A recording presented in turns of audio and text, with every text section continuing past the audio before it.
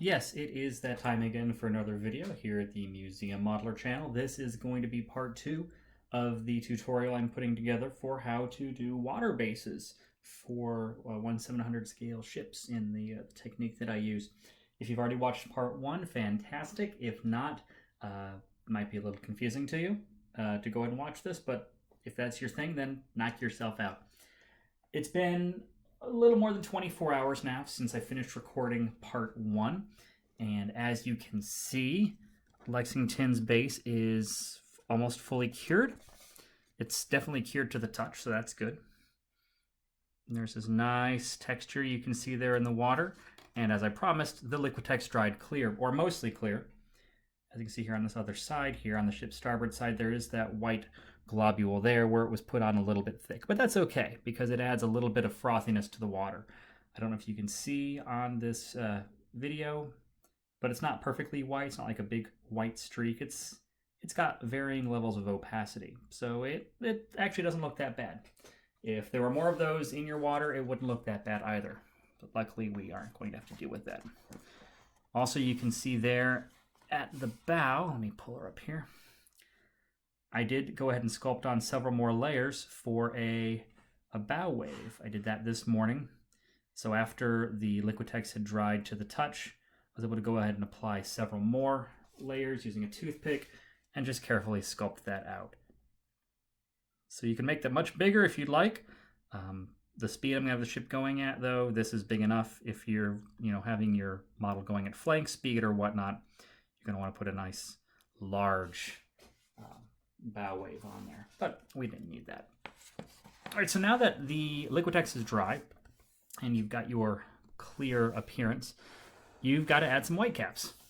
I mean, you could of course leave it like this, be perfectly still water. If your ship wasn't moving, then yeah, whitecaps might be a little inappropriate, but for our case, they're going to be good. I do this by using Model Colors Off-White by Vallejo. I chose off-white instead of white just because it's a little bit less jarring than bright white. It's still, 94% white or so, but it gives you a little bit of that foamy look. And I'm going to try something different this time as well by using a little bit of Tamiya's flat green. I've never tried adding in a green. Ideally, if I could go for a clear green appearance, I would do so. However, I checked my stash. I only have clear yellow and clear blue. So lacking a clear green, I'm just going to use very thin Tamiya paint and see if I can't add just a little bit of color variety into the water while using the white to highlight whitecaps. Let me move the camera here. I've got some very, very thin paint just using diluted water. This is extremely thin. Let me use a toothpick here to illustrate it. So basically, it's like water here. Yes, I put a little green in that white. It doesn't matter. It's all going to be 6 to 1, half dozen to the other in a few minutes. So that's the consistency we're working with. Let's go ahead and start painting. I'm going to go ahead and pick out a couple of white areas. Then we'll do a couple of green areas. And then I'll probably do what I did yesterday, pause the video, and come back to show how it all came together. Okay, use your reference. Find area that should be white and work it out.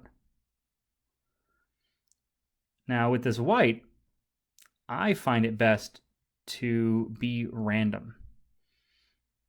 I don't mean completely random. Find the areas that need to be white, highlight them, but then swirl it around a little bit. And you'll find that it collects in some areas. It pools up. There we go. It'll pool in some areas, and then you can brush it around and make it look a little bit more natural, because that's the way water is. Also, when you're in these areas where the water's being pushed directly from the side of the ship, I go ahead and I do linear brush strokes. Because if you look at a moving ship, you're going to see those areas where, as the water is sloshing away from the hull, it creates almost fine lines, what it looks like. Another thing that I would recommend doing is pick out areas along the waterline. You'll see in ships as they go by, they get white froth in many cases, right along the water line. That'll also help hide any areas that might not look too great. If you missed an area with Liquitex where you got a little bit up on the side of the hull, you can use this section, or this phase rather, to cover that up. Also, because this is really thin paint, it's going to have a long working time. And because it's acrylic, if you mess up, just grab some rubbing alcohol and take care of it. We're going to try some green real fast before I turn the camera off, just to see what happens. Oh, I like that. It's very, very thin green, and all it's doing is adding a slightly different hue to the water. I don't know if you can see that.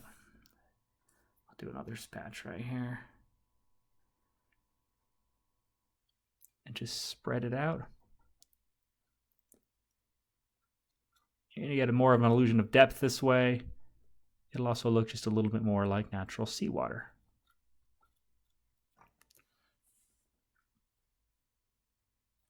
You know, I'm glad I'm doing this experiment. I rather like it. I'll also probably do some of this green back behind the ship then to represent some churned up algae. And if you feel like you're just going a little bit too crazy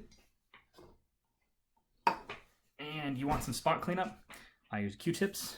Just knock it out.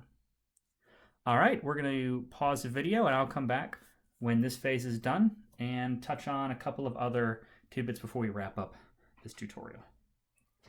So I've come back a little bit earlier than expected because I wanted to point out that you really don't need to overdo this effect. So as you can see, I've gone over white work on both sides of the ship and very, very thinly. Applying it in, fanning it out, and the subtle effect is really what you're going to go for here if you do this technique. A little more along the side of the ship there. It's all subtlety when it comes to the water. Different shading is really all you want.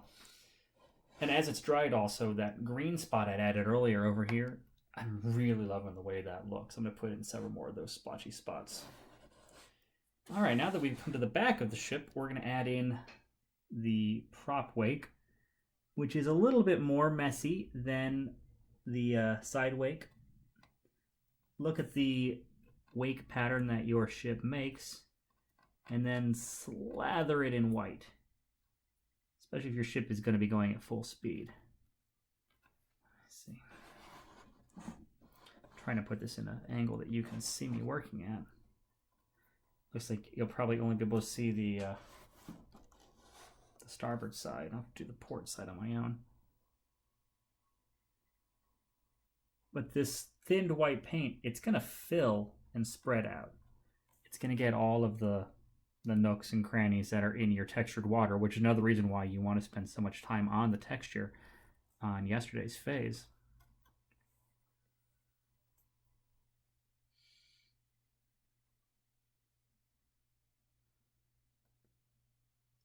It's going to be very tempting, just like weathering, to go a little bit crazy with this phase. You just got to resist the temptation.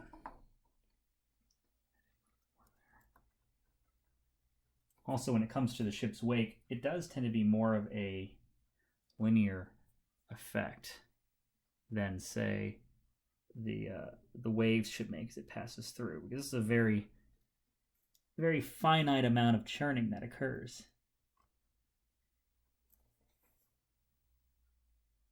All right, let me hold her up and let you see what I did there. Remember, all I've done is the starboard side. This lighting is really awful. Let me turn this off. See if that helps. Oh yeah, much better.